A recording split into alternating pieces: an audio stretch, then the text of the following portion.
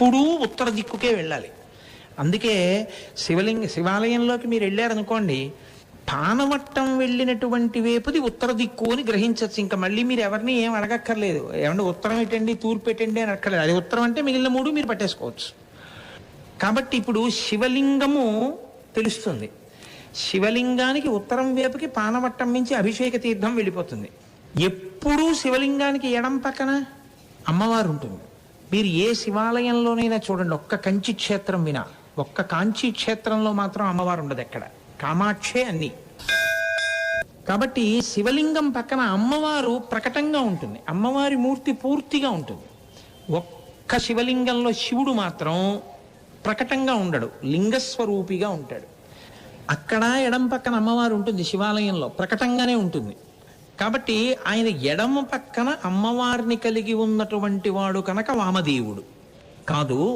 వామదేవుడు అన్న మాటకి కొంచెం జాగ్రత్తగా మీరు పరిశీలనం చేస్తే ఉండే అర్థం ఏమిటో తెలుసా అండి? అసలు శృతి ఆయన్ని కీర్తన చేస్తుంది. వామదేవాయ నమో జ్యేష్ఠాయ నమః శ్రేష్ఠాయ నమః కాలాయ నమః కల వికరణాయ నమో బల వికరణాయ నమో బలాయ నమో బల ప్రమథనాయ నమో సర్వభూతదమనాయ నమో మనోన్మనాయ నమః. ఓం అఘోరేభ్యో దఘోరేభ్యో ఘోర ఘోరధరేభ్యః సర్వేభ్యో సర్వసర్వేభ్యో నమస్తే అస్తు రుద్రరూపేభ్యః అని వాటిని పంచమంత్ర పఠనము అంటారు. శివస్వరూపంలో 5 తలకాయల్ని స్తోత్రం చేస్తారు. అది ఆ పంచమంత్ర పఠనంలో ఈ మంత్రాన్ని కూడా వాడతారు, వామదేవాయ నమో అన్న మంత్రాన్ని. ఆ వామదేవుడు ఎక్కడ ఉంటాడు అసలు శివలింగంలో? మీరు ఎప్పుడైనా శివాలయం లోపలికి వెడితే శివలింగం ఎటు చూస్తోంది అన్నది సాధారణంగా ఎలా పట్టుకుంటారో తెలుసా అండి? నంది శివుణ్ణి ఎటువైపు నుంచి చూస్తోంది. మీరు ఇలా లోపలికి వెడుతున్నప్పుడు నందీశ్వరుడు శివలింగాన్ని చూస్తున్నాడు అంటే శివుడు నందీశ్వరుణ్ణి చూస్తున్నాడు. ఇప్పుడు శివుడు ఎటు చూస్తున్నాడు? పశ్చిమాన్ని చూసినటువంటి ముఖం ఏదో దాన్ని సజ్జోజాత ముఖము అంటారు. శివాలయం లోపలికి వెడితే కేవలం ఇలా నమస్కారం చేసి వెళ్ళిపోకూడదు. మీరు ఏ దిక్కులో లోపలికి వెళ్ళారో నంది ఎటు నుంచి చూస్తున్నాడో ఆయన ఎటు చూశాడో మీరు చూసుకోవాలి. చూసుకుని ఆ ముఖం పేరు చెప్పి నమస్కారం చేయాలి. ఓం సజ్జోజాత ముఖాయ నమః అనాలి. అంటే ఎప్పుడు పశ్చిమాభిముఖమైనటువంటి శివాలయం అయితే, శివాలయంలో అన్నిటిలోకి చాలా గొప్ప శివాలయం ఏది అంటే పశ్చిమాభిముఖంగా ఉన్న శివాలయమే. చాలా గొప్ప శివాలయం అది మళ్ళీ అన్ని ముఖాల కన్నా. కాబట్టి ఓం సద్యోజాత ముఖాయ నమః అంటారు. అని శివాలయంలో ప్రదక్షిణం మిగిలిన దేవాలయాల్లో ప్రదక్షిణంలా ఉండదు. శివాలయ ప్రదక్షిణ విధి శివాగమం నిర్ణయిస్తుంది. అక్కడ బ్రహ్మచారికి ఒకటి, గృహస్థుకొకటి, సన్యాసికొకటి, అందరూ ఒకలా చేయరు. ఎందుచేత అంటే శివాగమం ఏం చెప్తుందంటే మీరు లోపలికి వెళ్ళగానే ధ్వజానికి నమస్కారం చేయాలి. ఎందుకంటే ధ్వజాన్ని దాటిన తర్వాత నంది ఉంటాడు. కాబట్టి ముందు ధ్వజానికి నమస్కారం చేసి అక్కడ నుంచి మీరు ఎడం చేతి పక్కకి వెళ్ళాలి. మీరు ఎడం చేతి పక్కకి వెడితే మీకు ఒక ఉదాహరణకి, నాకు అది అలవాటు ఎక్కువ, వెంకటనగర్లో ఉన్న శివాలయం తరచు నేను అక్కడికి వెళ్తాను కాబట్టి నా మనసు దాని యందు తేలిగ్గా నిలబడుతుంది. కాబట్టి నేను మానసికంగా అందులోకి వెడుతున్నట్టు ఊహించి చెప్పేయడం నాకు తేలిక. అందుకని దాన్ని ఊహమి చెప్తాను నేను. మీరు గమనించండి, పశ్చిమాభిముఖంలో వెళ్ళారు, ఓం సజ్జోజాత ముఖాయ నమః అన్నారు. ఎడం పక్కకి తిరిగారు, తిరిగి ప్రదక్షిణంగా ముందుకెళ్ళారు. ఇప్పుడు మీ కుడి చేతి వైపుకి గోడ ఉంటుంది కదా, మీ కుడి చేతి వైపు గోడని చూసి, కానీ మీరు ఒకటి గుర్తుపెట్టుకోండి, మీ కుడి చేతి వైపుకి ఉన్న ముఖానికి నమస్కారం మీరు ఇలా నిలబడే చెయ్యాలి. ఎందుకో తెలుసా అండి? మీరు ఇలా తిరిగారనుకోండి మీ నమస్కారం దక్షిణానికి ఎడుతుంది కదా, దక్షిణానికి నమస్కారం చెయ్యం కదా. అందుకని అక్కడ పితృదేవతలు యమధర్మరాజు గారు ఉంటారు, ఒక దీపావళి అమావాస్య నాడేది కాబట్టి ఇటు, లేతే సంధ్యావందనంలో దిగ్దేవతా నమస్కారంలో. కాబట్టి ఇలాగే నిలబడి తూర్పు దిక్కుకి చూస్తూ ఓం వామదేవ ముఖాయ నమః అని ఇలా చూడాలంతే. మీరు పట్టుకుంటున్నారో లేదో నాకు అర్థం కావట్లేదు. నేను ఇంతకన్నా మరి చెప్పగలిగిన శక్తి నాకు లేదు. శివుడు ఎటు వచ్చాడు ఇప్పుడు మీకు? శివలింగంకి ఏ పార్శ్వంలోకి మీరు వెళ్ళారు? మీరు కొంచెం జాగ్రత్తగా గమనించండి. మీకు కుడి పక్కకి ఉంది శివాలయం గోడ, ఎందుకంటే పశ్చిమాభిముఖ శివాలయంలోకి అది వెళ్ళారు, ప్రదక్షిణంగా ఇలా వెళ్ళారు. వెడితే పశ్చిమాన్ని చూస్తున్నటువంటి శివలింగానికి కుడి చేతి వైపు ఏముంటుంది? ఏ దిక్కుంటుంది? ఎందుకంత కంగారు పడుతున్నారు? పశ్చిమాభిముఖంగా శివలింగం ఉంది. ఏమండి, పశ్చిమాభిముఖంగా ఉన్న శివలింగానికి కుడి చేతి పక్క ఉన్న దిక్కు ఏది? ఉత్తరం దిక్కు. తూర్పుకి తిరిగి మీరు ఇలా నమస్కారం చేస్తే కుడి చేతి పక్కది దక్షిణ దిక్కు. పశ్చిమాభిముఖంగా నిలబడినప్పుడు కుడి చేతి పక్కది ఉత్తర దిక్కు. కాబట్టి ఇప్పుడు పశ్చిమాభిముఖ శివాలయంలో మీరు ఎడం చేతి పక్కకి వెడితే శివుడి యొక్క మూర్తికి అది ఉత్తర పార్శ్వం కదా, ఉత్తరం వైపు ఉన్నది. శివలింగానికి ఉత్తరం వైపు చూస్తున్నటువంటి ముఖం లోపల శివలింగానికి ఉత్తరం వైపుకు చూసే ముఖం ఒకటి ఉంటుంది. అది మీకు గోడ అడ్డింది, కానీ శివలింగం యొక్క ముఖం అటు చూస్తోంది ఉత్తరానికి. దానికి వామదేవ ముఖం అని పేరు. అది వామదేవ ముఖం. అయితే గమ్మత్తు ఏమిటో తెలుసా అండి? శివాలయంలో ఒకటే శివలింగం ఉంటే పానమట్టం దాటకూడదు. 2 శివలింగాలు ఉంటే సోమసూత్రం దాటచ్చు. అంటే అభిషేక తీర్థం వెళ్ళేటటువంటి కాలవ అంటే 2 శివలింగాలు ఉన్నాయనుకోండి ఒకే గుళ్ళో, అటు ఇటు కూడా అభిషేక తీర్థాలు ఎడితే మీరు ప్రదక్షిణ ఎలా చేస్తారు? అప్పుడు సోమసూత్రం దాటచ్చు. లేకపోతే శివాగమం ఏమందంటే సోమసూత్రం దాటకూడదండి. కాబట్టి మీరు సోమసూత్రం వరకు వెళ్ళి వామదేవ ముఖానికి నమస్కారం చేసి మీరు వెనక్కి తిరిగి వచ్చేయాలి. వెనక్కి తిరిగి వస్తే ఇప్పుడు ఏమైంది? సజ్జోజాత ముఖం దగ్గరికి మళ్ళీ వచ్చారా లేదా? మళ్ళీ ఓం సజ్జోజాత ముఖాయ నమః అనాలి. అని ఏం చేయాలి? అప్పుడు మళ్ళీ మీరు ఇలా ఎడం పక్కకి వెళ్ళారు, ఇప్పుడు మళ్ళీ ఇలా కుడి పక్కకి వెళ్ళండి. ఇప్పుడు కుడి పక్కకి వెడితే పరమేశ్వరుడు యొక్క ఎడం చేతి వైపు ఏ దిక్కుంది? అటు ఉత్తరం ఉంది కాబట్టి ఇటు దక్షిణం ఉంటుంది. దక్షిణం వైపు ఆయన చూసే ముఖాన్ని అఘోర ముఖం అంటారు.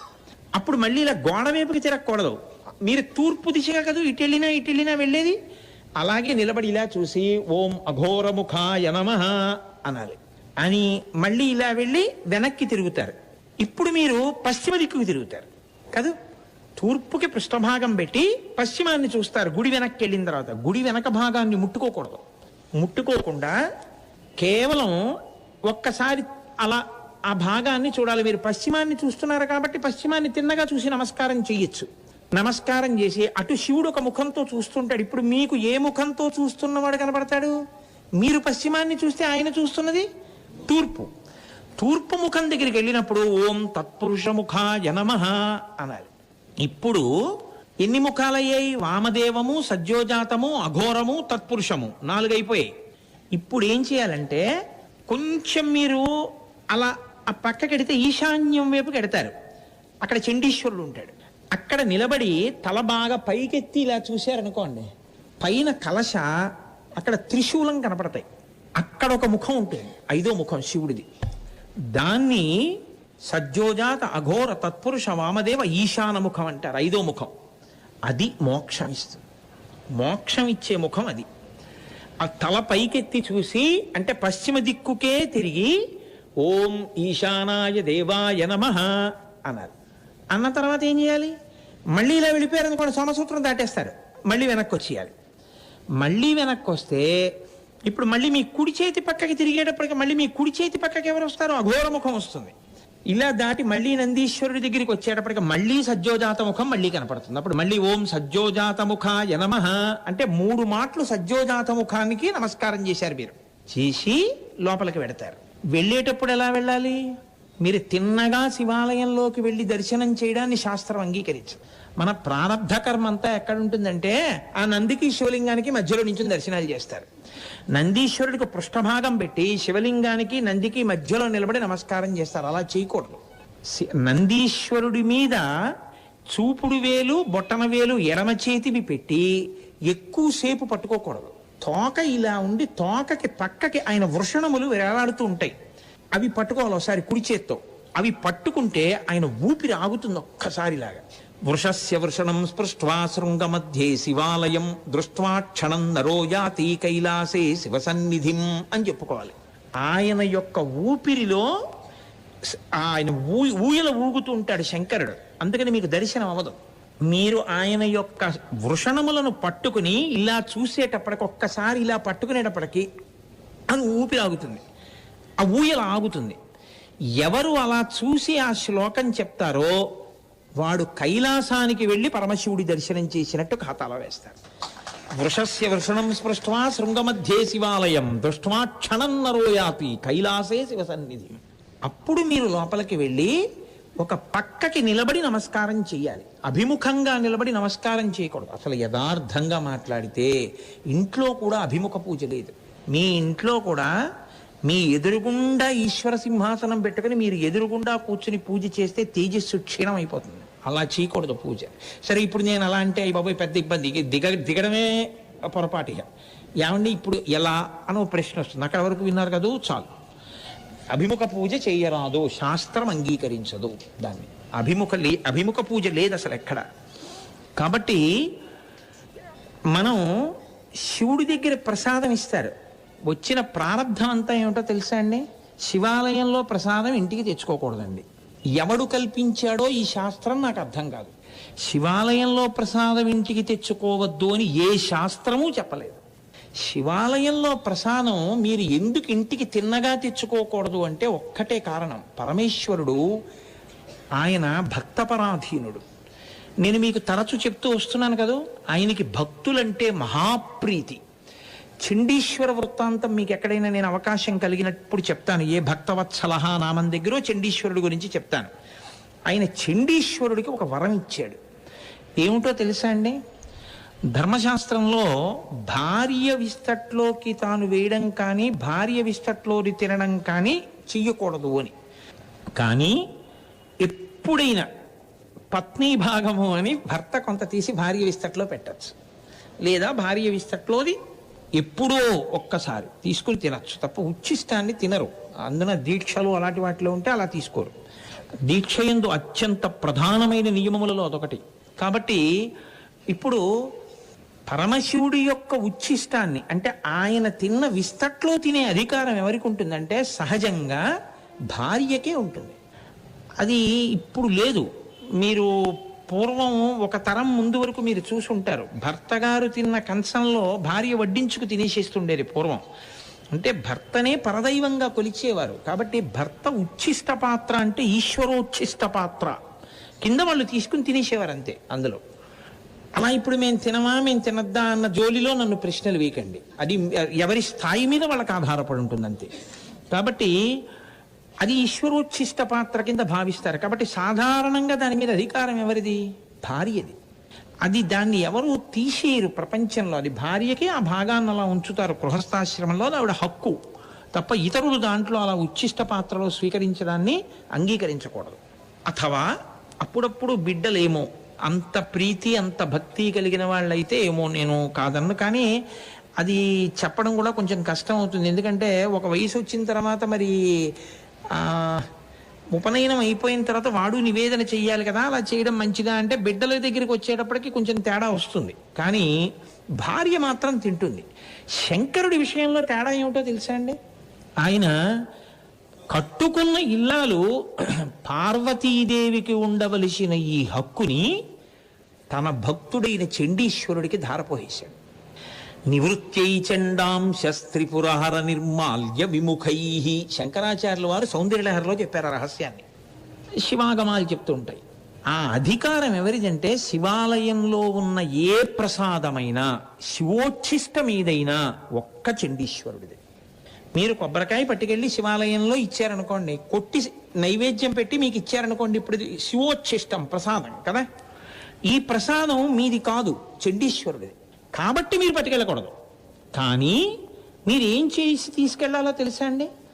ఈ కొబ్బరి చిప్ప పట్టుకుని చండీశ్వరుడి దగ్గరికి వెళ్ళాలి. వెడితే ఆయన ఏం చేస్తుంటాడో తెలుసా? ఏ శివాలయంలోనైనా సరే బయటకి ఉండి ఆయన ఎప్పుడు శివుణ్ణి చూస్తుంటాడు, ధ్యానంలో ఉంటాడు చండీశ్వరుడు. ఆయన దగ్గరికి వెళ్ళి ఓ తప్పట్లు కొడతారు. ఎందుకు కొట్టారు అని అడిగారు అనుకోండి, ఆయనకి చెవుడండి అంటారు. ఆయనకి చెవుడు కాదు, ఇంకోటి కాదు. ఆయన ధ్యానమగ్నుడై ఉంటాడు, చాలా తీవ్ర ధ్యానంలో ఉంటాడు. మీరు వెళ్ళి తప్పట్లు కొట్టడం ఇలాంటి పనులు చేశారనుకోండి, ఆయన ఆగ్రహోదగ్రుడు అవుతాడు ధ్యానంలోంచి బయటికి వచ్చి. అందుకని ఆయన్ని ఇబ్బంది పెట్టకుండా ఏం చేయాలంటే ఇలా అనాలి, చిటికిల చండీశ్వరుడు అంటారు. అందుకే చిటికి వెయ్యాలి. వేస్తే ఆయన కళ్ళు విప్పుతాడు. ఎందుకు పిలిచావు? వెంటనే మీ కొబ్బరి చిప్పాయిని చూపించాలి. స్వామి, నేను కూడా ఈశ్వరానుగ్రహం కోసం వచ్చానండి, ఇది మీకు చెందుతుంది, కానీ మీరు అనుగ్రహిస్తే నేను ఈ ప్రసాదాన్ని తీసుకెడతాను, శివప్రసాదాన్ని, నన్ను అనుగ్రహించండి అని అడగాలి. చండీశ్వరుడికి చూపించిన దాన్ని తీసుకెళ్ళమంటాడు ఆయన. ఇక్కడే వదిలే ఎండం. ఇప్పుడు మీరు చక్కగా కళ్ళకద్దుకుని దాన్ని ఇంటికి పట్టుకెళ్ళి మీరు ఆ ప్రసాదం తీసుకోవాలి. అలా తీసుకెళ్ళి తినాలి తప్ప శివోచ్ఛిష్టాన్ని శివప్రసాదాన్ని మీరు విడిచిపెట్టి వెళ్ళిపోతే శివానుగ్రహాన్ని విడిచిపెట్టేసుకున్నట్టు. ఇంకొక మాట చెప్పాలంటే శివుణ్ణి తిరస్కరించినటువంటి పాపం ఖాతాలో పడుతుంది. ప్రసాదం అంటే అనుగ్రహం అండి. సత్యనారాయణ స్వామి వారి వ్రతకథలో ప్రసాదం తీసుకోకపోతే పడవ మిగిలిపోయిందంటే ఈశ్వరుడు శాడిస్టే కాదు. నాకు ఈశ్వరానుగ్రహం అక్కర్లేదు అని వదిలేశారనుకోండి, పడవ మునిగిపోయింది. ప్రసాదం తింది, ఈశ్వరానుగ్రహం కలిగింది, మళ్ళీ పడవ పైకి వచ్చింది. ఈశ్వరానుగ్రహం కలిగిన తర్వాత ఎంతసేపు అండి? చచ్చిపోయే పరీక్షిత్తు బతికాడు. ఆయన అనుగ్రహం కలిగితే ఏదైనా జరుగుతుంది. కాబట్టి ప్రసాద తిరస్కారము చేయరాదు. కానీ శివాలయంలో మాత్రం మీరు ప్రసాదాన్ని తీసుకునేటటువంటి విధి విధానములో మార్పు ఉంటుంది. అది మీరు తెలుసుకుని ఉండాలి. ఇప్పుడు నేను చెప్పిన ప్రదక్షిణం ఎవరికి? ఒక శివలింగమే ఉన్న శివాలయంలో గృహస్థు వెడితే అలా ప్రదక్షిణం చేయాలి. బ్రహ్మచారి వెడితే పూర్ణ ప్రదక్షిణం చేయాలి. నేను మా అబ్బాయి కలిసి వెళ్ళామనుకోండి శివాలయంలోకి, నేను సవ్యాపసవ్యము అంటాను. అంటే ఎడం పక్కకెళ్ళి మళ్ళీ వెనక్కి వచ్చేసి తిరుగుతాను, సోమసూత్రం దాటను. నా కొడుకు సోమసూత్రం దాటి అలా తిరిగి వచ్చేస్తాడు. ఎందుకని? వాడు ఇంకా బ్రహ్మచారి, వాడికి పెళ్ళి అవ్వలేదు. అందుకని వాడు పూర్ణ ప్రదక్షిణం చేస్తాడు, నేను చెయ్యను. యతి వెళ్ళారనుకోండి శివాలయంలోకి, సన్యాసి వెళ్ళారనుకోండి, అపసవ్య సవ్య ప్రదక్షిణం చేయాలి. అంటే గృహస్థుల ఎడం పక్కకి వెళ్ళకూడదు, కుడి పక్క నుంచి వెళ్ళి సోమసూత్రం దాకా తిరిగి వచ్చి మళ్ళీ సోమసూత్రం దాకా వెళ్ళి మళ్ళీ వెనక్కి వచ్చి గుళ్ళోకి వెళ్ళాలి. కాబట్టి ఒక్క శివాలయ సందర్శన విధి అని శివాగమంలో ఒక పెద్ద విశేషం. అది మీరు ఏ ముఖంలోంచి వెడుతున్నారు అన్న దాన్ని బట్టి శివాలయం లోపలికి వెళ్ళేటప్పుడే నంది శివుణ్ణి ఎటు చూస్తున్నాడు, శివుడు నందిని ఎటు నుంచి చూస్తున్నాడు, పానమట్టంలోంచి అభిషేక తీర్థం ఎటు వెడుతోంది, దాన్ని బట్టి మీరు ఒకసారి చూసుకుని దాన్ని బట్టి మీరు దిక్కుల్ని బట్టి గోడ బయట ఆ ముఖాలకి నమస్కారం చేస్తూ ప్రదక్షిణం చెయ్యాలి. అలా కానీ శివాలయంలో ప్రదక్షిణం చేస్తే ఏమవుతుందో తెలుసా అండి? నేను సొంతంగా చెప్తున్నాను అనుకుంటున్నారేమో, ఇవన్నీ నా సొంతమేం కాదు మహాప్రభో. స్కాంద పురాణాంతర్గతమైనటువంటి విషయాల్ని, శివాగమంలో ఉన్న విషయాల్ని నేను అనుసంధానం చేస్తున్నాను. అంటే పాపనాశనం. భగవాన్ రమణులు అరుణాచలంలో తరచుగా చెప్తుండేవారు, అంటే పాపము నశిస్తుంది మీరు ఈశ్వరుడు చుట్టూ తిరగడం మొదలు పెట్టగానే. దాని వలన కోరిక మీకు తీరుతుంది, మీ పాపం పోయింది కాబట్టి. రోజు చేస్తున్నారు అనుకోండి, జన్మాంతర పాపము నశించి జన్మలు తగ్గిపోతాయి. మోక్షమునకు అధికారం అవుతాయి. ప్రదక్షిణం నాలుగు రకములైనటువంటి కోరికల్ని ఈడేర్చేటట్టుగా చేస్తాయి. అందుకే ప్రదక్షిణం అంత గొప్పది శివాలయంలో. శివాలయ ప్రదక్షిణం అంటే పెట్టి పుట్టాలి. ఆ అదృష్టం ఉన్నవాళ్ళు తప్ప చేయరు.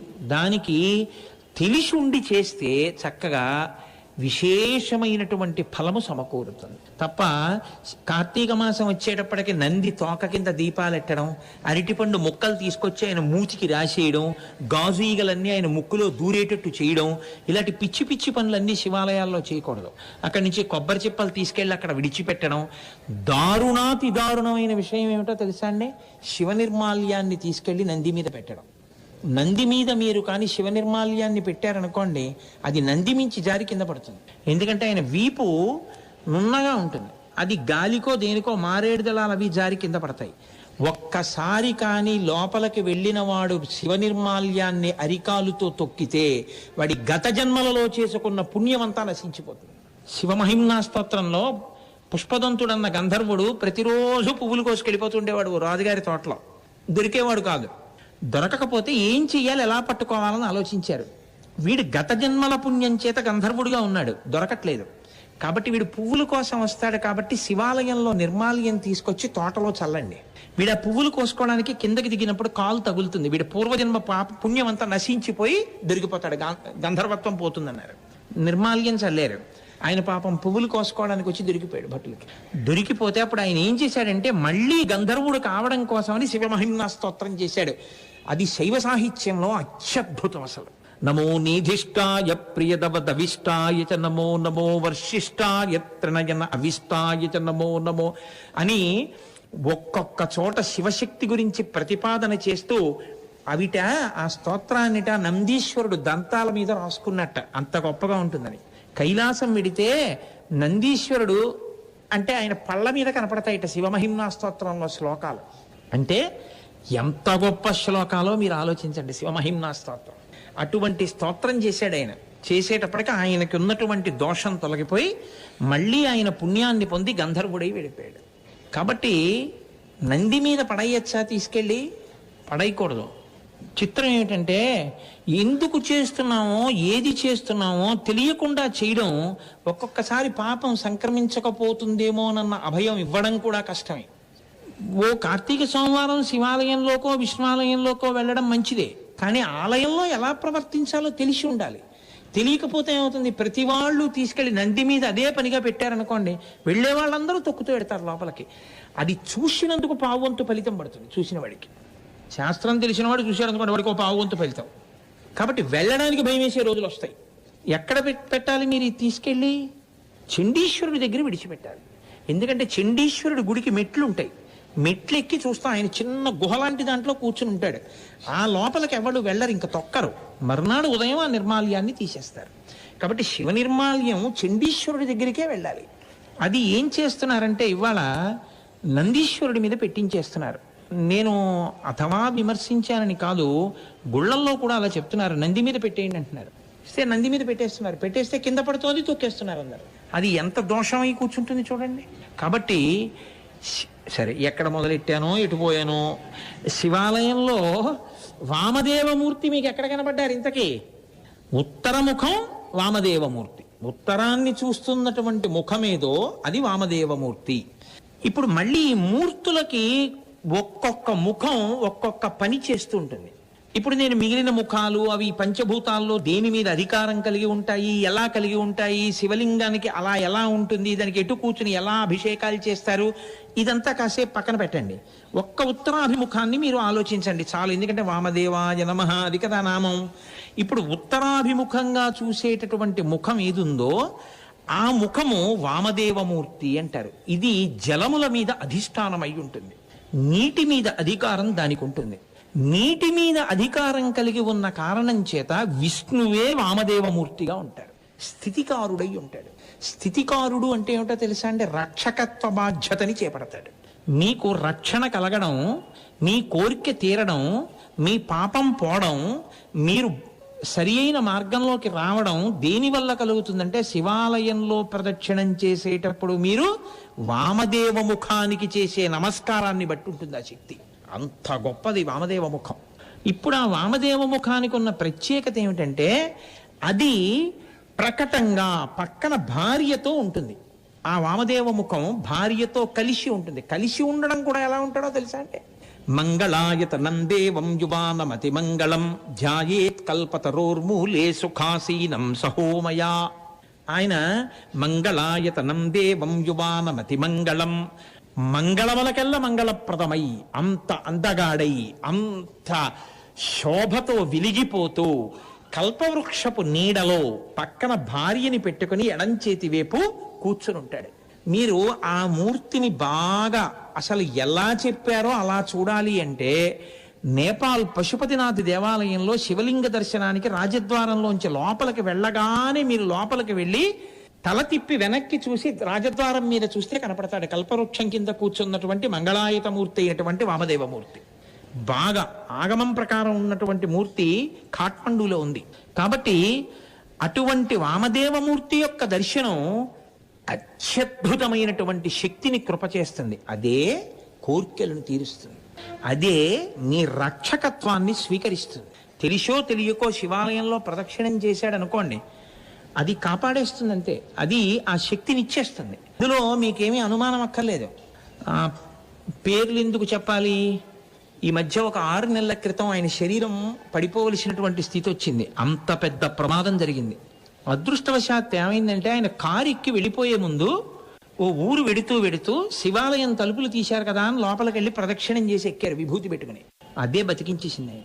ఆయనే వచ్చి చెప్పారు నాకు, కోటేశ్వరారు ఆ ప్రదక్షిణానికే బతికేశారండి, ఆ రోజు ప్రదక్షిణం చేయకుండా పెడితే చచ్చిపోతురండి అని చెప్పారు. ఆ శక్తి అటువంటిది శివాలయంది. అది అటువంటి రక్షణ బాధ్యత స్వీకరిస్తుంది. మీరు ఆ ప్రదక్షిణం అలా చేసి నమస్కారం చేస్తే చాలు. అంత గొప్పదైన వామదేవమూర్తి ఏదుందో ఆ వామదేవమూర్తి మంగళప్రదమై భార్యని ఎడంచేతి పక్కన పెట్టుకుని పరమ సంతోషంతో భక్తులను అనుగ్రహిస్తూ ఉంటాడు. ఆయన స్థితికారుడై ఉంటాడు. అందుకే విష్ణుతత్వమే వామదేవమూర్తిగా ఉంటుంది అంటారు. స్థితికార లక్షణం రక్షకత్వం వామదేవమూర్తిగా ఆయన నిర్వహిస్తూ ఉంటాడు అక్కడ. అయితే మీరు నన్ను ఒక మాట అడగచ్చు ఇక్కడ, ఏమండి ఎడమ చేతి పక్కన అమ్మవారిని కూర్చోబెట్టుకున్నాడు అని మీరు అంటున్నారు కదా, అలా ఎందుకు కూర్చోబెట్టుకోవడం, అసలు ఆ ఎడం చేతి పక్కన కూర్చోబెట్టుకోవడం అన్న లక్షణం ఎందుకు వచ్చింది? ఈ రహస్యాన్ని మూకశంకరులు మూక పంచశతి ఆర్యాశతకంలో చెప్పారు. ఎలా చెప్పారో తెలుసా అండి?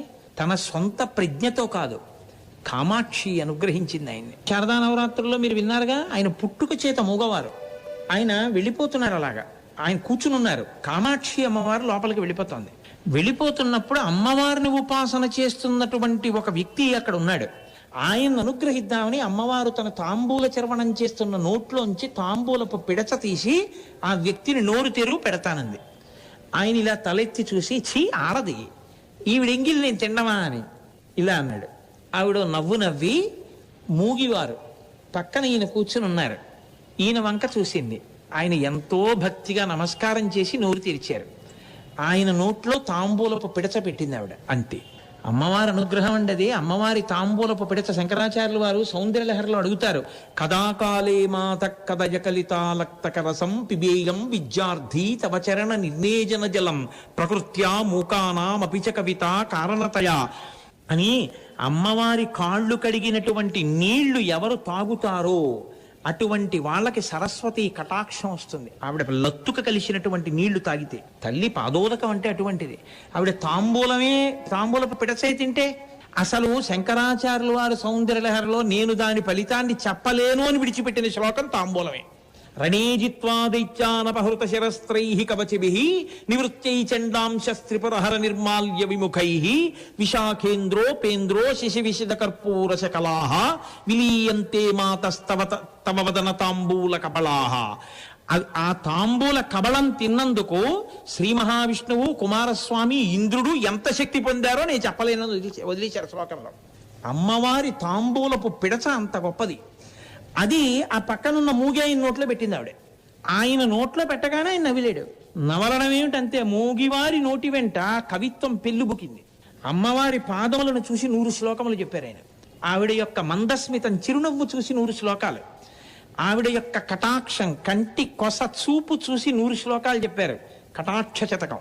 అమ్మవారిని పొగుడుతూ ఆర్యాదేవి, ఆర్యామహాదేవి అని పిలుస్తూ 100 శ్లోకాలు ఆర్యాశతకం.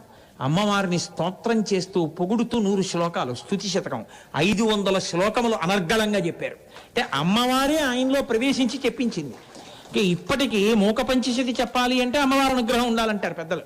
కాబట్టి ఆ మూక పంచశతి ఆవిడే చెప్పించింది. అందుకని ఆవిడ చెప్పిన విషయం ఏది, కొత్తగా ఆయన చెప్పింది ఏం కాదు, అది కవిత్వం కాదు. పెళ్ళుబుకింది గంగల ఆయన నోటి వెంట. 500 శ్లోకాలు చెప్పి ఆయన ఆపారు. ఆపితే అమ్మవారంది, నీకేం కావాలండి? ఆయన అన్నారు, నాకు వాక్కు తీసేసేయండి. అదేమంది అమ్మవారు, నాకు పుట్టుకతో నోరు లేదు, నువ్వు వాక్కునిచ్చావు, నువ్విచ్చిన వాక్కుతో నీ మీద 500 శ్లోకాలు చెప్పాను, నువ్వు మళ్ళీ నాకు వాక్కునిస్తే ఏ పనికి మాలిన మాట మాట్లాడవలసి వస్తుందో, ఇక నాకు వద్దమ్మా వాక్కు అన్నారు. ఆవిడ మళ్ళీ వాక్కు తీసేసింది. ఆయన కంచికామకోటి పీఠానికి పీఠాధిపత్యం వహించారు. అటువంటి మూకశంకరుల నోటి వెంట వచ్చిన శ్లోకం, దాని ప్రామాణ్యాన్ని మీరు ప్రశ్నించడం సాధ్యమయ్యే విషయం కాదు. ఆయన ఒక మాట చెప్పారు, వదనారవింద వక్షో వామాంక తటీ వశం వదీభూత పురుష త్రితయే త్రేధా పురంధ్రి రూపా త్వమేవ కామాక్షి. ఆర్యాశతకం. అమ్మవారిని ఆర్యాశతకంలో స్తోత్రం చేస్తూ ఆయన అన్నారు, అమ్మా వదనారవింద వక్షో వామాంక తటీ వశం వదీభూత పురుష త్రితయే త్రేధా పురంధ్రి రూపా త్వమేవ కామాక్షి. కామాక్షి అంటే ఓ అమ్మ ఆదిపరాశక్తి. కామాక్షి అంటే క అంటే బ్రహ్మశక్తి సరస్వతి, మ అంటే విష్ణుశక్తి లక్ష్మి. 2 కన్నుల యందు ఇద్దరు ఉంటారు కామాక్షికి. కాదు కాదు, కామాక్షి అమ్మవారికి ఎడం చేతి పక్కన లక్ష్మీదేవి ఉంటుంది, కుడి చేతి పక్కన సరస్వతీదేవి ఉంటుంది. కుడి చేతి పక్కన ఉన్నటువంటి వారి కన్నా ఎడం చేతి పక్కన ఉన్నవారు కొంచెం తక్కువ. సరస్వతి కన్నా లక్ష్మి తక్కువ అని నిరూపిస్తారు. ఎందుకో తెలుసా అండి? సరస్వతీ కటాక్షం లేని లక్ష్మీ కటాక్షం భయహేతు. చాలా డబ్బుంది, 5 అంకెలు కూడడం రాదు, ఎంత భయమో, ఎవడేం చేసేస్తాడో, ఏ మోసం చేస్తాడో అని. సరస్వతీ కటాక్షం ఉంది, వాడు నిత్యతృప్తుడు, వాడికి ఉన్న లక్ష్మి మీరు లెక్క పెట్టలేరు. అంటే ఆవిడ కన్నా ఈవిడ తక్కువని కాదు అక్కడ. సరస్వతీ కటాక్షము లేని లక్ష్మీ కటాక్షము భయహేతు అయిపోతుంది. సరస్వతీ కటాక్షము ఉన్న లక్ష్మీ కటాక్షము మీకు శోభస్కరం అవుతుంది. కాబట్టి కుడి చేతి పక్కన సరస్వతీదేవి ఉంటుంది, ఎడం చేతి పక్కన లక్ష్మీదేవి ఉంటుంది. వీళ్ళిద్దరూ ఎప్పుడు కామాక్షికి చామరం వేస్తూ ఉంటారు. ఈ చామరం వేసేటప్పుడు మీరు కామాక్షి అమ్మవారి పాదముల మీదకి వంగి నమస్కారం చేశారనుకోండి, నమస్కారం చేసినప్పుడు మీరు ఆవిడ యొక్క కుడి పాదం వేపుకి మీరు వంగితే సరస్వతీదేవి వేస్తున్నటువంటి వింజామర గాలి తగులుతుంది, సరస్వతీ కటాక్షం.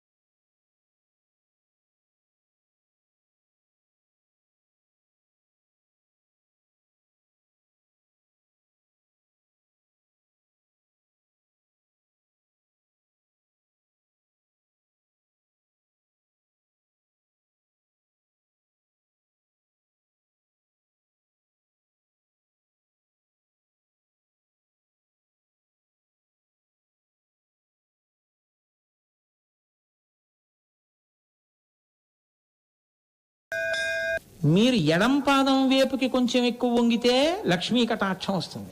మీరు రెండు పాదముల మధ్యలోకి వంగితే సరస్వతీ లక్ష్మీ కటాక్షములు రెండు వస్తాయి.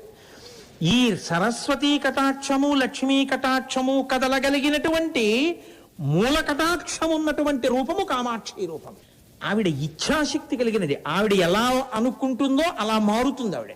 కామాక్షి కామాక్షి అండి. కామాక్షి గురించి మీరు ఇంకొకలా అనుకోవడానికి వీల్లేదు. ఇప్పటికీ కామాక్షి అమ్మవారు కంచిలో తిరుగుతూనే ఉంటుంది.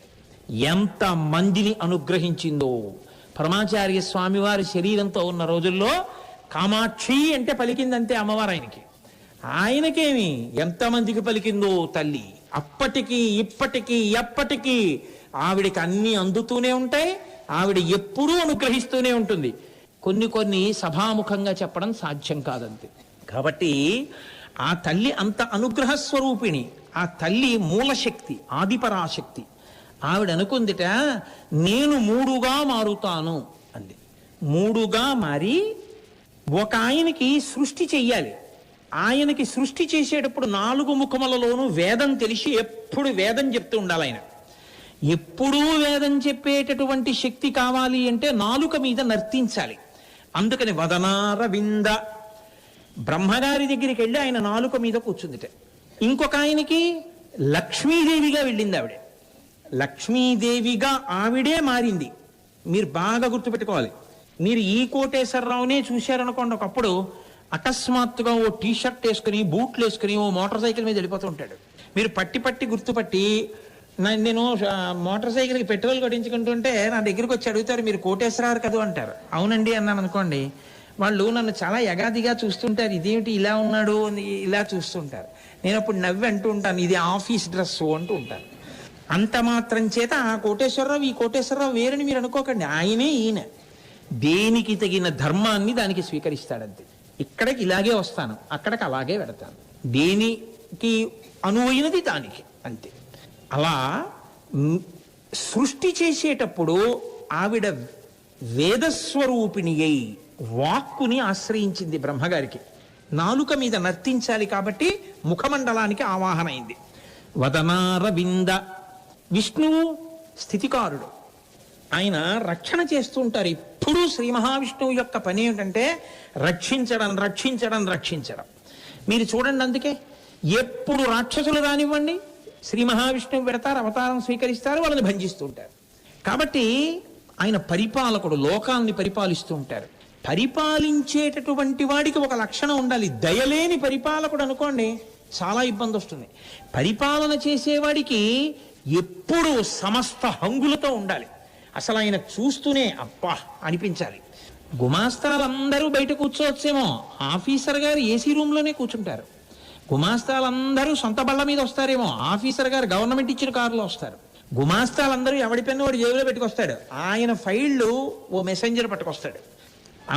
మిగిలిన వాళ్ళందరి దగ్గరికి ఎవరు పడితే వాళ్ళు వచ్చి మాట్లాడతారు. ఆయన దగ్గరికి వెళ్ళి మాట్లాడాలంటే కాగితం మీద పేరు రాసి లోపలికి పంపించాలి. ఆయన పిలిస్తే వస్తారు. వీళ్ళు ఏమో ఇలారా అని నోరు తెరిచి పిలవాలి. ఆయన ఇలా గంట కొడితే వస్తారు. అంటే పరిపాలనయందు, అధికారమునందు లక్ష్మి ఉంటుంది, ఆవహించి ఉంటుంది కదండి. కాబట్టి విష్ణువునకు లక్ష్మి ఆవాహన అయి ఉంటుంది.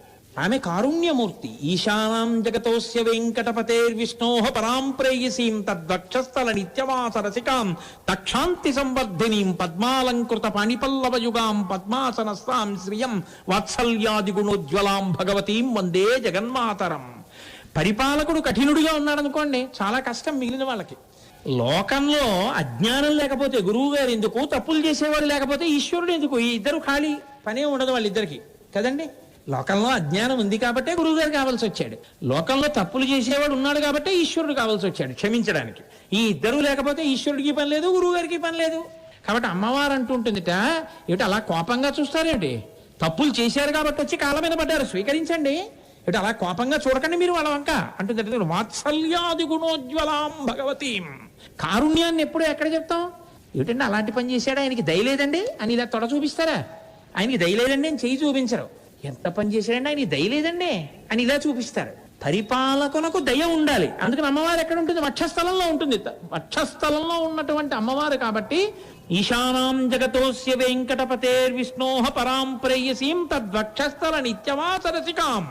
గుండెల్లో ఆవిడ ఉంటుంది అంటే ఆవిడ దయాస్వరూపిణి. అందుకే వేదాంత దేశికులు అమ్మవారి మీద శతకం చేస్తే దయాశతకము అని చేశారు. ఆయన మహానుభావుడు. వేదాంత దేశికులు అంటే మాటలు కాదు. శంకర భగవత్పాదులు లక్ష్మీదేవిని స్తోత్రం చేస్తే అలా బంగారు ఉసిరికలు కురిశాయో, అలా వేదాంత దేశికులు స్తోత్రం చేస్తే బంగారు ఉసిరికలు కురిశాయి. ఆయనకి సర్వతంత్ర స్వతంత్ర బిరుదుంది వేదాంత దేశికులకి. సర్వతంత్ర స్వతంత్ర అని ఎవరిని పిలుస్తారో తెలుసా అండి? ఏది కావాలన్నా ఈశ్వరుణ్ణి తప్ప ఇంకోళ్ళని అడగరు వాళ్ళు. ఆ లక్షణం ఉంటే సర్వతంత్ర స్వతంత్ర అంటారు. శృంగగిరి పీఠాధిపతులకి బిరుదునామాల్లో సర్వతంత్ర స్వతంత్ర ఉంది. శంకరాచార్యులు వారు ఓ వృద్ధ బ్రాహ్మణిని అనుగ్రహించాలనుకున్నారు. లక్ష్మీదేవిని స్తోత్రం చేశారు, బంగారు విసిరికలు కురిపించేసింది. అది సర్వతంత్ర స్వతంత్ర. వేదాంత దేశికులకి ఆ బిరుదుండేది. ఆయన బిరుదుకు అర్హుడు కారని నిరూపించాలని కొంతమంది అసూయాపరులు ఏం చేశారంటే, ఓ బ్రాహ్మణ పిల్లాన్ని పంపించి పెళ్లి చేసుకోవడానికి డబ్బులు లేవు మీరు ఇవ్వండి అని అడుగు. ఆయన దగ్గర డబ్బులేం లేవంటే ఆయనకేం డబ్బుల కోసం ఆర్తి లేదు. ఆయన మహానుభావుడు, ఈశ్వరుని నమ్ముకున్నవాడు. అందుకని అడుగు ఏం చేస్తారో చూద్దామన్నారు. ఇవ్వకపోతే నీకు సర్వతంత్ర స్వతంత్ర బిరుదు ఏమిటాయా అని అడుగుదాం అనుకున్నారు. ఈ బ్రాహ్మణుడు వెళ్ళి అడిగాడు, ఆయన పెళ్లికి డబ్బు ఇవ్వాలి, ఏం చేస్తారు? ఆయన ఒక్కసారి ఆలోచించారు. ఆలోచించి లక్ష్మీదేవిని స్తోత్రం చేశారు. అంతే. కనుక కాసులు కురిశాయి. అంతటి మహానుభావుడు వేదాంత దేశికులంటే ఆయన. అందుకే అమ్మవారి మీద శతకం చేస్తే ఇంకొక పేరు పెట్టలేదు, దయాశతకము అని పేరు పెట్టారు. అటువంటి మహాపురుషులు లోకంలో ఉన్నారు, చూపించారు అమ్మవారి అనుగ్రహం అంటే ఏమిటో. కాబట్టి లక్ష్మిగా ఆ పరాశక్తే విష్ణువు యొక్క గుండెల్లో ఉంటుంది. కాబట్టి వదనారవింద వక్షో వామాంక తటీ. రుద్రుడి దగ్గరికి వచ్చేటప్పటికి ఎడమ తొడ మీద కూర్చుని ఉంటుంది. ఎలా? కాళీగా. కాళీ శక్తి. ఆవిడ ఏం చేస్తుంది? సంహార ప్రక్రియనందు ఉపయోగపడుతుంది. అంటే మళ్ళీ మీ అందరూ వెంటనే దీనికి రకరకాల అర్థాలు తీసేసి కాబట్టి శివుడనగా చంపువాడు అని వ్యాఖ్యానం చేయకండి. మీరు ఆయన్ని పొందకపోతే ఆయన మిమ్మల్ని పొందడమే సంహార ప్రక్రియ. దాన్నే మహాప్రళయం అంటారు. మీకు నిద్ర ఇవ్వడం నిత్యప్రళయం. అసలు ఇంకొక పెద్ద అర్థం ఏమిటో తెలుసా అండి? వామదేవమూర్తి చేసేటటువంటి గొప్ప అనుగ్రహం ఏమిటో తెలుసా? రుద్రస్వరూపంగా మీకు రుత్యా ధర్మాన్ అవలోకయతి పాపయితిత్వ. అది రుద్రశబ్దానికి అర్థం. అంటే ధర్మమును మీకు చెప్పి ధర్మమునందు మీరు నడిచేటట్టు చెయ్యగలిగిన వాడెవరో ఆయనకి రుద్రుడని పేరు. ఆయనదే ఉత్తరాభిముఖం వామదేవమూర్తి. ఇప్పుడు మీరు ఒకటి జాగ్రత్తగా ఆలోచించండి. మీకు సుఖములు కావాలి, మీ అమ్మాయికి పెళ్ళవ్వాలి, మీ అబ్బాయికి మంచి ఉద్యోగం రావాలి. మీ అమ్మాయికి పెళ్ళవలేదు, మీ అబ్బాయికి ఉద్యోగం రాలేదు. పెళ్ళైన అమ్మాయికి కొడుకు పుట్టాలి, ఆ అమ్మాయి కడుపు పండలేదు. ఇప్పుడు మీరేం చేస్తున్నారు? బాధపడుతున్నారు, మీ కన్నులు నీరొస్తోంది. ఎందుకు మీరు ఏడుస్తున్నారు? ఈశ్వరుడు ఎందుకు మీ కోరిక తీర్చట్లేదు? గతమునందు చేసిన పాపం ఉంది. ఆ పాపము వలన ఇప్పుడు మీరు కోరుకున్న కోరిక తీరకుండా దుఃఖపడుతున్నారు. ఇప్పుడు మీ కోరిక తీరాలి. ఇప్పుడు కాదు, ఎప్పటికీ తీరుతూ ఉండాలి మీ కోరికలు. మీరు ఎటువైపుకు వెడితే తీరుతాయి? ధర్మం వైపుకు వెడితే తీరుతాయి. మీకు ధర్మం వినపడేటట్టు చేసి ఒక గురువు గారిగా మీకు ధర్మాన్ని ఉపదేశం చేసి మీకు ధర్మమునందు అనురక్తి కల్పించి మీరు ధర్మ మార్గంలో నడిచేటట్టుగా మార్చి దాని వలన మీ పాపములను కాల్చి వీడిప్పుడు మంచి మార్గంలోకి వచ్చాడని మీ కోరికలు తీరేటట్టు చేసేవాడెవరో వాడు వామదేవుడు. కాబట్టి ఆయన ధర్మమునిస్తాడు. అయితే ఏమంటే వామదేవమూర్తి మీకు కోరికలు ఒకటే తీరుస్తాడా? కాదు. రుత్తు ద్రావయతి ఇది రుద్రః. రుత్ అంటే ఏమిటో తెలుసా అండి? మోహింపచేయునది, స్తంభింపచేయునది, అడ్డగించున్నది, ప్రతిబంధకముగా అడ్డంగా పడుకునేదానికి రుత్ అని పేరు. అంటే మీరు దేనికి దేన్ని వాడుకోవాలో దానికి వాడుకోకుండా చేసేసి ఇంకొకలా వాడుకునేటట్టు మీ బుద్ధిని మోహపెట్టి మీ జీవితాన్ని పాడు చేసేదానికి రుత్ అని పేరు. అది గురువుతో ఉండేటటువంటి అనుబంధాన్ని చెప్తుంది. శివుడే గురువుగా దిగొస్తాడు. నేను మొన్న మీకు చెప్పానుగా, నమ శంభవే చ మయోభవే చ నమ శంకరాయ చ మయస్కరాయ చ నమ శివాయ చ శివతరాయ చ. శాస్త్రముగా గురువుగా శివుడే ఉంటాడు లోకంలో. కాబట్టి ఇప్పుడు రుత్ ద్రావయతి రుద్ర, ఆ ఉపకారం మీకు చేసి మీ కోరిక తీర్చేవాడు వామదేవుడు అని నేను చెప్పవలసి ఉంటుంది తప్ప మీరు వెళ్ళి రోజు అక్కడ అలా అంటుండండి మీరు ఎన్ని పాపాలు చేసినా మీ కోరికలు తీరిపోతాయని నేను చెప్పుకుంటూ వచ్చాను అనుకోండి, అది అసలు వేద హృదయమును విడిచిపెట్టిన ఉపన్యాసం. అది కాదు. మనుష్యుడికి అలా బోధ చేయమని వేదాలు చెప్పట్లేదు, అలా చెప్పమని శాస్త్రాలు చెప్పట్లేదు. మీ మార్గమును మీరు మార్చుకోమని చెప్తున్నాయి. మీరు మార్గమును మార్చుకుని జరిగిన పొరపాటుకి మీరు చింతించి ఈశ్వరుడి దగ్గర క్షమార్పణ వేడుకున్న ఉత్తర క్షణంలో ఆయన ఉదారుడై మీ పక్కన నిలబడతాడు. అసలు ఆ బుద్ధి దేని వల్ల కలుగుతుంది? దారి తప్పిన వాడికి దారి తప్పావని చెప్పేవాడు దొరకాలి, చెప్పిన వాడి మీద విశ్వాసం మీకు కుదరాలి కదండి. మీరు జగ్గంపేట వెళ్ళారండి, కుడి పక్క కడితే అన్నవరం, ఎడం పక్క కడితే రాజమండ్రి. మీరు రాజమండ్రి వైపుకి నడిచి వెళ్ళిపోతున్నారు. చలివేంద్రం దగ్గరికి వెళ్ళారు, ఈశ్వరుడే మిమ్మల్ని దిద్దడానికి వచ్చాడు. ఏమంటే ఎక్కడికి వెడుతున్నారు అన్నాడు. అన్నవరం. అదేంటండి ఇటు వస్తున్నారు? ఇప్పటికే 15 కిలోమీటర్లు అనవసరంగా నడిచారు.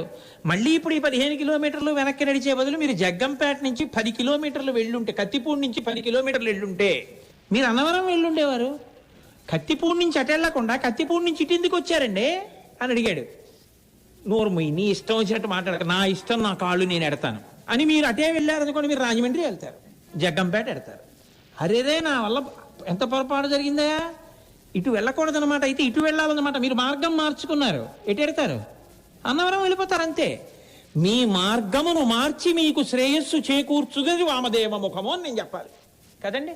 తప్ప మీరు ఏమైనా చేసేయండి, వెళ్ళి నమస్కారం చేయండి, మీ కోరికలు తీరుస్తూ ఉంటుందని నేను చెప్తే అంతకన్నా అన్యాయం ఇంకోటి ఉందా? ఎందుకు ఇంకా ఉపన్యాసం? ఏ ధర్మ బోధ చేయడానికి అది?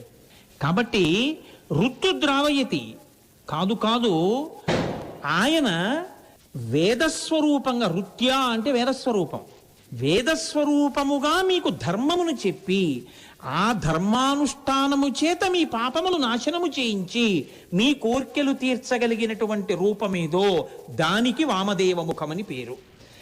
దానికి అనుగుణంగా శక్తి ఆయన ఎడమవైపు కూర్చుని ఉంటుంది. శక్తి స్థానములన్నీ అసలు సాధారణంగా అత్యంత ముఖ్యమైనవి ఎడమ పక్క కదండి, గుండెకాయ అవిని. అందుకని శక్తి ఎడమ పక్కన కూర్చుని ఉంటుంది ఆయనకి. అందుకని వామాంక భాగమంతా ఆవహించి ఉంటుంది. అయితే మీరు నన్ను ఒక మాట అడుగుతారు, ఏమండి మరి మీరు శివాష్టోత్తరం కదా చెప్తున్నారు, ఇది మొదలు పెట్టినప్పుడు మీరేమన్నారు? శరీరార్థ భాగాన్ని పార్వతీదేవి కోరి నారాయణుని అడిగితే కదా ఈ నామాలు చెప్తున్నాడు అన్నారు. మరి ఆ నామాల్లోనే పార్వతీదేవి పక్కకు వచ్చేసిందంటున్నారు మళ్ళీ మీరు. ఇది ఎలా సంభవం? చేరిపోతే ఇంకా మళ్ళీ అడగడం ఏమిటి? ఇక్కడ ఒక పెద్ద సూక్ష్మం ఒకటి ఉంది, మీరు పట్టుకోవాల్సింది. కామాక్షిగా వచ్చింది ఆదిపరాశక్తి. ఆవిడే లక్ష్మి, ఆవిడే సరస్వతి, ఆవిడే పార్వతి, మూడు కలిసిపోయినటువంటి ఆదిపరాశక్తి కామాక్షి. మీరు కామాక్షి దగ్గరికి వెళ్ళి విమలపటి కమలకుటి పుస్తక రుద్రాక్షస్త హస్తపుటి కామాక్షి పక్ష్మలాక్షి కలిత విపంచి విభాసి వైరించి అన్నారనుకోండి, ఆవిడ సరస్వతి కటాక్షం ఇస్తుంది. ఏది మరుపు లేకుండా జ్ఞాపకం వచ్చేటట్టుగా చేసేస్తుంది ఆవిడ. ఆవిడ దగ్గరే నిలబడి మీరు లక్ష్మీ కటాక్షం కావాలని శ్లోకం చెప్పారనుకోండి, ఆవిడే లక్ష్మీ కటాక్షం ఇస్తుంది. మీరు ఆ కామాక్షి దగ్గరే నిలబడి నాకు శక్తి కావాలి అని శ్లోకం చెప్పారనుకోండి, ఆవిడ మీకు శక్తిని ఇచ్చేస్తుంది. ఆవిడ దగ్గరికి వెళ్ళి మీరు మోక్షం కావాలి అని అడిగారనుకోండి, ఆవిడ అది ఇచ్చేస్తుంది. అందుకే మూకశంకరులు ఆవిడ్ని ప్రార్థన చేస్తూ శివ శివ పశ్యంతి సమం శ్రీ కామాక్షి కటాక్షితా పురుష విపినం భువనం అమిత్రమిత్రం లోష్టంచ యువతి బింబోష్టం అన్నారు. ఆమ్రేడితంతో శివ శివ అంటూ మొదలెట్టారు శ్లోకాన్ని. అంత జ్ఞానం ఇచ్చేస్తుంది ఆవిడ. అందుకే ఆవిడ కామకోటి, ఎంత కోరికనైనా తీర్చగలదు. ఇప్పుడు ఈ ఆదిపరాశక్తి లక్ష్మిగా, సరస్వతిగా, పార్వతిగా 3 శక్తులు కలిసిపోయిన మూలపుటమ్మ ఎవరుందో ఆవిడ. పోతనగారు ఆవిడ్ని ప్రార్థన చేశారు. అమ్మలగన్నయమ్మ ముగురమ్మల మూలపుటమ్మ చాలా పెద్దమ్మ సురారులమ్మ కడుపారడి బుచ్చినయమ్మ తన్నులో నమ్మిన వేల్పుటమ్మల మనంబున ఉండెడియమ్మ దుర్గమాయమ్మ కృపబ్ధినిచ్చుట మహత్వ కవిత్వ పటుత్వ సంపదల్లన్నారు. అటువంటి తల్లి సరస్వతీ కటాక్షం, లక్ష్మీ కటాక్షం, శక్తిని కూడా ఇవ్వగలిగినటువంటి సమిష్టి స్వరూపమైనటువంటి ఆదిపరాశక్తి ఎవరిని భర్తగా కోరుకుంది? పరమశివుణ్ణి కోరుకుంది. ఏకాంబరేశ్వరుణ్ణి కదా కోరుకుంది.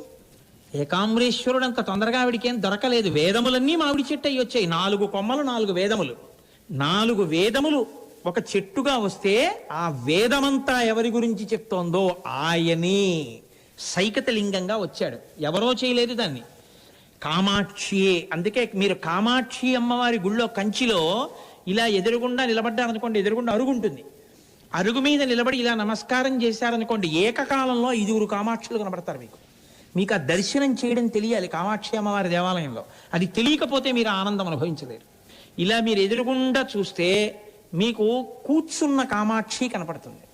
మీరు కొంచెం పక్కకెళ్ళి అమ్మవారి శయన మందిరం వైపుకి అడుగులు వేసి మీరు కొంచెం ఇలా లోపలికి చూస్తే గర్భాలయంలో తపో కామాక్షి కనపడుతుంది పక్కన. అంటే అమ్మవారి మూర్తికి కుడి చేతి పక్కకు ఉంటుంది తపో కామాక్షి. మళ్ళీ మీరు ఇలా నిలబడి ఇలా కుడి పక్కకి తల తిప్పితే ఉత్సవ కామాక్షి ఉంటుంది. మీరు ఇలా ఎడం పక్కకి తల తిప్పితే బంగారు కామాక్షి ఉంటుంది.